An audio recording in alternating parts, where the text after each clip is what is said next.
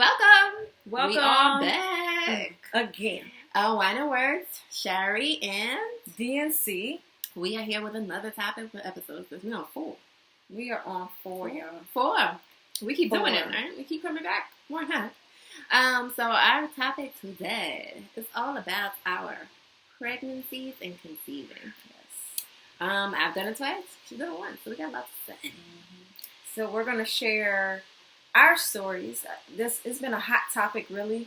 I mean, it's been like that for a while, but more recently it's been more emphasis and discovery around why African American women seem to have tougher pregnancies and definitely have the highest, more infant and I want to say mortality rate. Immortality, right? Not immortality. Okay. I think that means you can't die. So just FYI, I'm tired, so I will be talking nonsense. Okay, gotcha. Just like Okay. That's okay, y'all. And I didn't hit record on here, but we gonna keep gonna make it work. Anyway, Keep it going. So we'll start with our normal. What are we sipping on? And let's say we definitely need to sip today. So it's a rough today. yeah, let's talk about something real quick. Yeah. Right now, She's gonna throw the rant in the beginning. This is new. I have to. Let's do it. It has been raining for a week and a half now in Atlanta. And hard rain, not like a mist with the sun out. It's Seattle. It's that disrespectful rain that comes from everywhere. You don't know if it's coming from the ground or the heavens right now.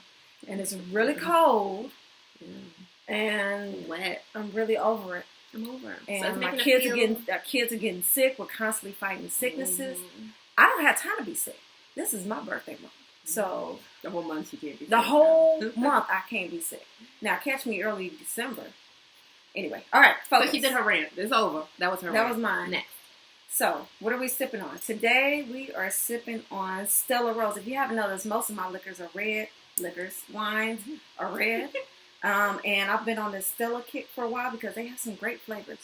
So, I purchased this Stella Rose Red from Kroger for $12.99. El Conte. Someone was there looking at it, and I was like, "It's so good." They was like, "Girl, yeah." I said, "All right." And so I was like, "Okay, it's good." Let's see what they're talking about. And it's a cork top. It's not screw. It's not. We're doing good. And it's cold. Well, this is like I guess it's because you ain't brought in no wine lately, but and it's cold outside. That's the reason. That's why. Because it would have been in your car otherwise. Yes. All right, here we go, y'all. I'll take that. Do you see this fanciness? What happened to the days we got screwed and pop it? No, nobody have time for that. Okay. Yeah, you right, Mama? Oh, Paige's here. Paige's here, by the way. Y'all knew that. You know she don't go nowhere. Y'all knew that. We gotta have her. She's decided. Oh, we can't drink no wine, y'all, because the fanciness are broken. It's because she keep disrespectful. She's very disrespectful. She's having a hard day. She's taking it out on my wine. Is it open though? Let's see. Don't it sound like a pencil sharpener? I don't think this is working. Here it comes. Okay, I'm waiting for it. Here it comes. It's really not working. Okay, so today we will be doing just and words because we don't get no words. Hold on. It's just one of them days. I just want to be all alone. I really do. Y'all, if this pop up, and we don't cut video, so you just gonna live through it. Oh my God! Please don't pop up in my face. It's not champagne. I mean, but I don't because I'm trying to yank it out. Oh, okay. Well, move it away. That direction. Yeah. I don't like my glasses though. Let me tell you about this wine's supposed to be good. Why it's so hard to open? If you had the old school screw pop, we wouldn't be in this situation. You want to be fancy, and this need like a battery dying. Now we stuck. Now we don't got no wine. Now we got to be end words. Well, while she working on that, we'll just run right on into our subject. Go ahead. So, pregnancy. I can't talk over this.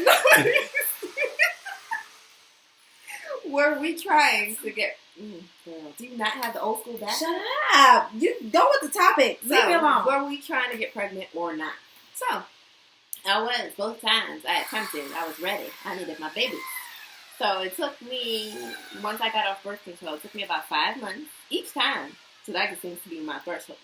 5 months to conceive. And I tracked it, you did your monthly and your ovulation. Oh, you actually tracked it? I was trying, girl. I was making an effort. So you knew your fertility cycle. I did all that based on my app. Was it pretty? Well, I guess so. I mean, if you got pregnant, so it worked. Okay. So yeah, so I did track it. We tried. We conceived both times. It was the same effort both times. It was the same effort. Same process. What does that mean? Was there not supposed to be a lack of effort? You know, no, because some people, what I'm saying is some people just go. You know, okay. They just have regular sex and just wait for it to happen. But y'all were in position trying to ensure that? Making sure it happened. Times, schedules. I'm learning all folks. of these. I didn't know this. Okay, so that's why they're here. You know, because of mommy's efforts. Paige can sit and be in our videos and ask for Candy Crush on my phone. Okay, what about you? Will you try it or no? So as I'm going to keep talking to y'all. So you do this. Get it I don't out. want to work this contraption. Just hold it, and it needs to go in the middle. So, for me, was I trying to get pregnant or no? My husband had already had 2 kids. So he was pretty skeptical about it. And all you gotta do is hold it in there, and it should just go ahead and lift it up. Oh, it does. See, I thought I had to lift. What you do? I broke it. Can't give N-words nothing. There we go. It's out now. Mm-hmm. I still feel like movement. I don't feel good. Finish your statement. You don't gotta focus on this. It's not. You ain't doing nothing but holding the button. Oh, girl. Y'all, I don't know if we having wine today. I'm telling you, it's just words. Y'all thought I was joking. Go ahead. Okay. So, he didn't necessarily want any more babies. Oh, no. And I did. So, the answer was no, we weren't necessarily trying. I was definitely off the birth control pill, and he knew it. It took me, I want to say approximately like 8 months to actually get pregnant. Here you go. And here comes the older one. Here comes and here come the other one. One of them. What do y'all need? I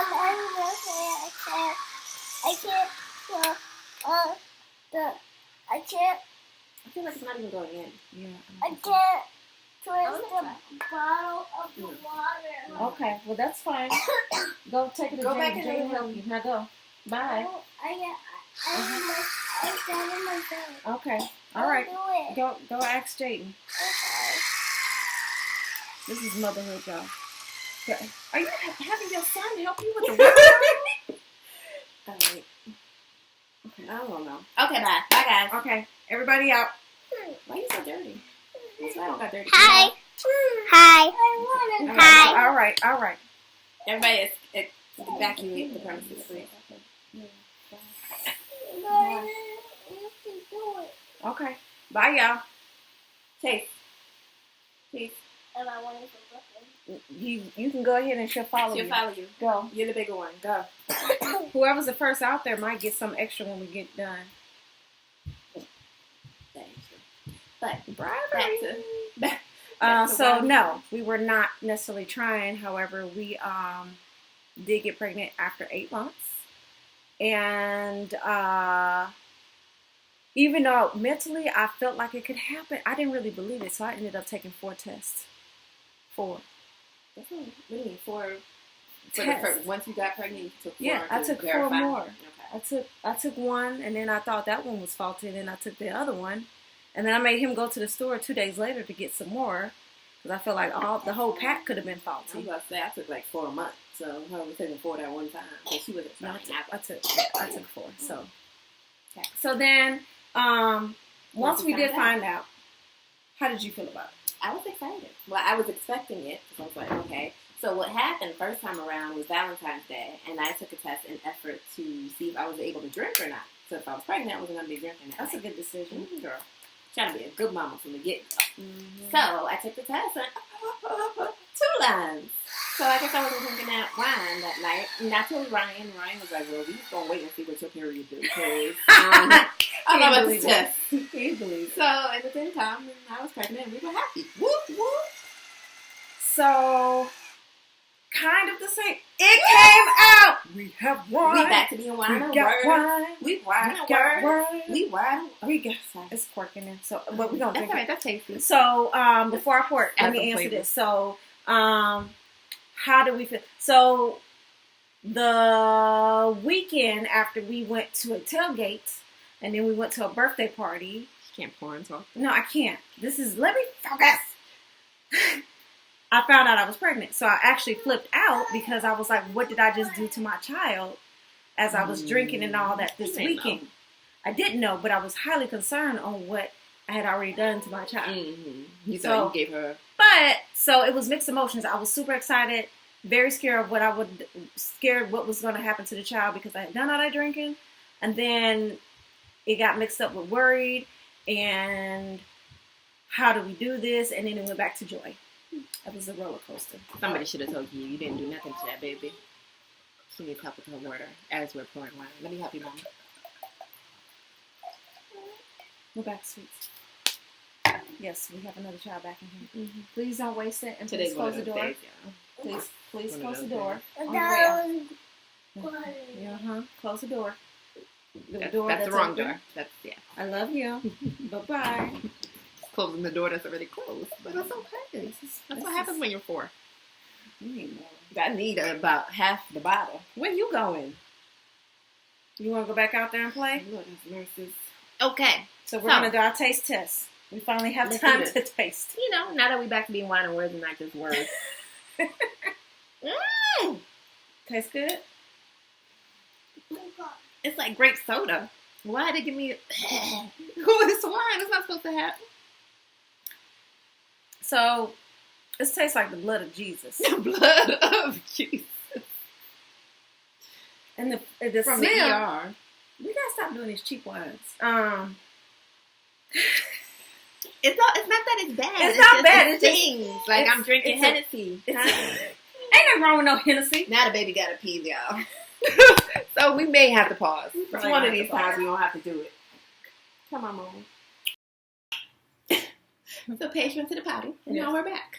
Mommy, So what's that? it's called wine. Sit still. So we're talking about pregnancy, beauty, and the beast of it. Yes. Is that what we're up to? So what did you love? What did you hate? I loved the fact that I felt another human being inside me. That much I loved. It is beautiful. You could feel them. You felt them moving. You felt them reacting to things. I hated everything else. Everything else. Give us more details. Oh, girl. What is everything else? I hated getting fat. I hated having a belly. I hated the pain of the carrying the baby. I hated the clothes. I hated my hair. Most people love their hair because it's so luxurious. I didn't want to deal with more hair than I already had. Hated my hair. I hated hair growth in places that didn't happen before. I hated skin problems. Everything about, besides having a baby inside me, was bad. Well, that kind of rounds it out. That is everything else. That's everything else. My feet swollen, everything.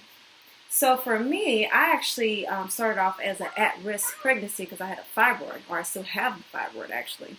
And so for the first trimester, I was like going to the doctor, I want to say every 3 weeks, just so they can check everything hard. And so everything went fast for me. I mean, I got to know the sex of the baby fast. I got to see, the anatomy and all that pretty fast.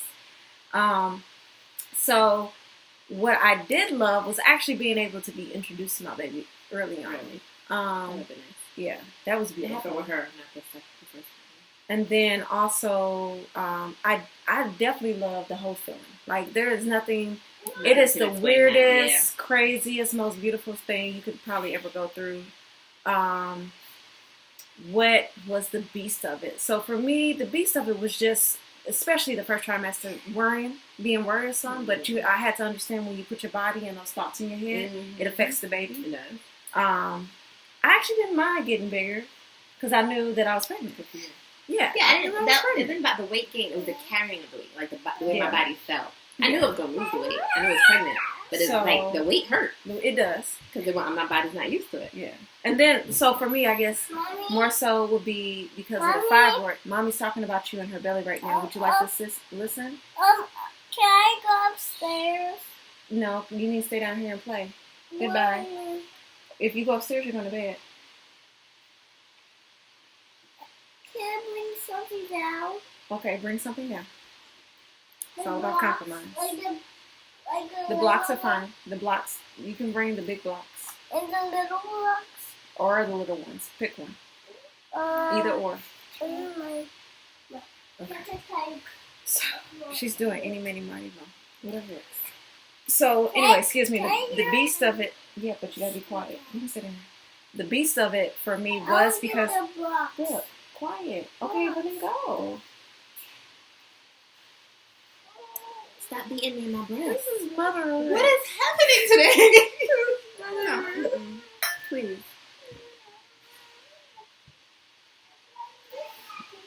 So since I had a fibroid, it grew along with her, with Brooklyn. So imagine basically having twins. And once, so my fibrous sits on top of my uterus. So all it did was kind of push up. She just kicked it like a soccer ball. And that was probably the beast of it because especially further on in the pregnancy, that it actually started hurting more and more and more. And I got to a certain point where I was like, all right now, like, how close are we? Because we're gonna have to do something. So that was probably the most beastly part of it for me. Hi. You think they're gonna say hi back? Y'all say hi back. Oh my Lord. All right, here we go. If we stay in here, we're not getting any surprises. Back in the living room. We're not doing any of that because y'all not following directions. You're supposed to be on the rug in there, correct? Okay, goodbye. You want one what? All right, love y'all. So yeah, about the beast of it. That was the beast. So that's mostly the beast of it. Is just that, particularly when you're at risk, your mental state, and then also once you know everything, you kind of pass that point, you still have to deal with a foreign object inside of your body that you maybe not be. It's not worried about it affecting the baby. For me, it wasn't. It's more so how much is it going to affect you. So plus the other thing they were worried about was my labor being induced early due to it and the blood flow and it taking up too much of the baby. Yeah, it was a lot. But still, God willing, everything ended up perfectly fine. She so asking to play blocks. Asking to play blocks. So coming up in here asking questions. Well, we trying to do our podcast. Meanwhile, this one over here is singing. I don't know what today is happening. I really don't know what's happening today. That's all I can do, y'all. We normally do this smoother. Y'all know it's the 4th episode and we've had smoother situations. Y'all seen it? This is a fluke. We're sure of it. All right, so we're getting close to wrapping up this one. Okay. So we're going to have about medical care. Yes, real talk about how medical care went because that's the biggest conversation right now. Yeah. Is how is it getting to the point where Black women are dying from pregnancy, or being pushed to have more cesareans, or kids are being lost from this. So let's talk about how our medical care went. So I had 2 different experiences because I had 2 different doctors. My first doctor, I won't say the doctor's name, but my first doctor with Chase, I felt like a number. Like I didn't feel like my doctor, I didn't, first of all, it was a huge practice. They didn't know who I was. I came in and they were like, oh, Shari, blah, blah, blah. Nobody knew personal, there was no personal connection with your doctor. So, all the tests were done, everything was done. When it came time to deliver, it was a random person that delivered Chase. It was a midwife. Never met her. It was just the time to go, and she was there. She was on call, and she was starting to deliver. And because he had issues, his head was too large, couldn't get him out, had a vacuum. They were threatening a C-section because of the fact that it was taking so long. Was a C-section, I'm assuming that wasn't a part of your birth plan. Did you have a birth plan? I did not, but I knew I wanted vaginal births. That's the only thing. Everything and I wanted drugs. Drugs and a vaginal birth. So when they started, if you could have wine, that would have been nice too, eh? Unfortunately, that's not no wine. So when they started threatening C-section, that's when I got nervous, and they brought in the actual obstetrician, not just the midwife. And yes, I had met him prior because he actually worked at the office, but probably once. There was no relationship. So I felt due to that, it was not a risky situation, but I felt there was no connection to him saying, oh, we need to go get a C-section, rather than him trying, making more of an effort to get the baby out without a C-section. Now, it did happen. I got him out without a C-section, but I feel like I was scared into getting the baby out, if that makes any sense. The second time around, however, I did it with Wellstar. I can say the name because it was a good experience. And I had the same doctor throughout. Delivery, obviously, there's a chance that you won't have your doctor during delivery because, who knows when you'll deliver. So it happened to be very early in the morning, and I guess my doctor wasn't available. But regardless, they knew my situation. They knew what I was attempting to do. And I felt like, I mean, she was an easy birth. She came and, I mean, when it was ready to push, she was already there. So it was just a matter of one push. So there was no fighting to get her out. So there was no threat of C-section. But all in all, I think a relationship with your doctor makes a huge difference. And maybe because of the areas Black women live in, or I shouldn't say the areas. I should say maybe because of the financial ability of certain Black women, we end up in situations where, not necessarily us, but overall statistically, we end up in situations where the hospitals are not, their number one priority is not to have personal touch. It's an in and out factory situation. And because of that, we end up with higher rates of mortality and C-section and everything else.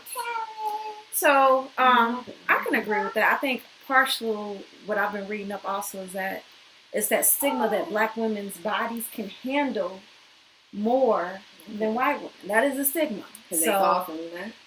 That is the thought process of genetically, for some reason. Back to slavery days. We're supposed to be more genetically stronger. You don't want to get into pain is pain. It's a whole other It is. Pain is pain. And I think a lot of times, so to head into my story about it. So medical care.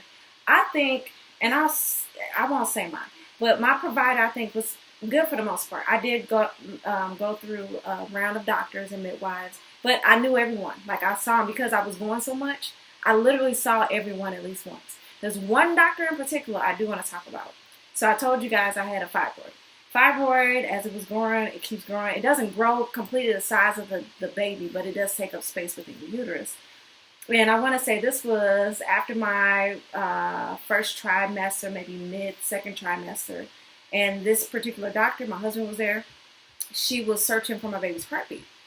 And she couldn't find it.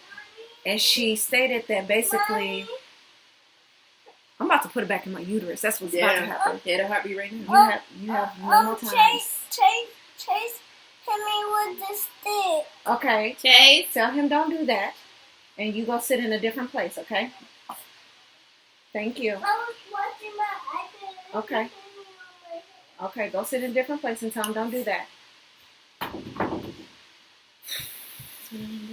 We're going to get through. We're going to get through, they y'all. We got about an hour before they go to sleep, so we're going to make it. So this particular doctor was searching for my baby's heartbeat and couldn't find it. And basically she said, do you know you have your fibroid is so big?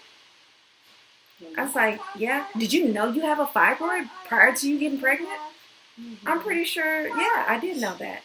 And basically she gave up on finding, I can't do this. I'm going to have to bring somebody else in here to get that heart rate. Not ignore the baby because you had a Basically, and I wish I could call her out, but I'm not going to throw her under the bus, and I really want to. But her last name rhymes with Tuts, and it's a rear end. And I just, if I ever saw that woman again, now that I'm in because then I was emotional, and I was like, oh my God, something's wrong with my baby. You know, and I'm already, it's already all this other hormonal stuff going on. That was the last thing I need to hear. So that was probably the worst of it for me.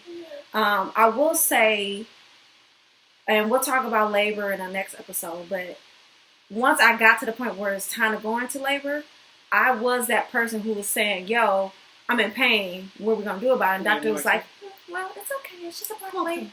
I don't think I'm not supposed to be able to walk at all. So that's for a different episode. So that's a different type of like a conversation, because I do think it was the assumption of I'm probably not used to the pain, and it's probably far from it, because if I have to go to the hospital, I went to the hospital twice before I actually had my baby. First time, okay, that was a fluke. I thought it was a contraction, and it wasn't. I'm nervous. Right. So the second time wasn't. I was dehydrated, so my body started showing signs that it was time for labor, and yet and still they wanted to try to send me home or send me back to work and just say it the same. So one of the things that, just to share out there, some that we found is that Black women are 3 to 4 times as likely to die from pregnancy-related causes as our white counterparts. Why is that? This is according to the CDC. Yeah. And I think it does go back to that thought of what our bodies can handle. I think some of it could be location, but I think a lot of it has to do with just that particular personal care, like you talk about, and your doctor actually listening and taking. Paige, what are we doing with the wine? Y'all gonna call CPS on me? Because I should give her some type of class. No, but I do think I'm not has editing that out either. But yeah, I do think it has a lot to do also with the fact that we tend to be in lower income neighborhoods. I agree. Going to lower income hospitals. I agree with that. Yeah. So that attributes to the fact that we get more issues because if it's a lower income hospital, sad to say, you're gonna get lower income type help. Yep. So yeah, that definitely attributes. Another one we probably, I mean, we don't have an actual statistic for it, but we know it's a fact. Is Black women end up with more C-sections. Yeah. I had a C-section, by the way. I had vaginal birth, but they threatened me with it. Mm-hmm. And I feel like it's kind of a way of just getting us in and out. Mm-hmm. You know, I don't know if it's just they don't believe us when we're saying that, you know, we can do it, or I don't know what it is, but I feel like it's most of my friends that I've known have had C-sections, Mm-hmm. and most of my friends are Black. Mm-hmm. So I don't know what the reason behind that is, but there's a reason. There's a reason that's a statistic, and that would be interesting to delve into. Mm-hmm. So we'll talk about more of labor next part 2. So what's our aftertaste on pregnancy and conceiving? I can tell you I ain't doing it again. That's my aftertaste. I ain't doing it again, especially after today. Lord have mercy, I ain't doing it again. I'm not gonna lie, today, let me tell you, today was ruthless. It was ruthless, but that's what it's all about. I'm not gonna lie, if God said it shall be, it will be. So I'm not gonna lock it up yet. I got to. I'm good. I got a boy and a girl. I'm done. What is she doing? What's happening right now? It's hip hop awards. I don't know. Like, it's something going on, and my baby rhyming everything. We just gotta, I don't know, y'all. Like, you know. So the aftertaste is, it's a beautiful thing. It comes with a lot of love and a lot of other obstacles, but you can do it. And even if your body doesn't allow you to do it, there's still ways to do it and get that experience. If you haven't checked Gabrielle, I didn't know, but on both the girls. Yes, I didn't know. Yeah, That. so you know what I'm saying. So sometimes it's still in your journey. You just have to do it your own way. It just needs to be a sideline way to get to it. Do it your own way. You sure you want it? Because look what's happening right now. But yeah. And our rant. Well, her rant. I already did my rant. Your rant. Y'all see my rant. Why is this happening to me right now? It's pretty evident when her rant. You see the rant. And this is not just today. This is her everyday. Oh, mommy has pillows on her chest. So I'm just going to take advantage and beat them. Okay, that was my rant. There we go. Bye, y'all. All right, y'all. Till next time. We will do our labor and delivery in the first 3 months. Next episode. See you next time. Bye.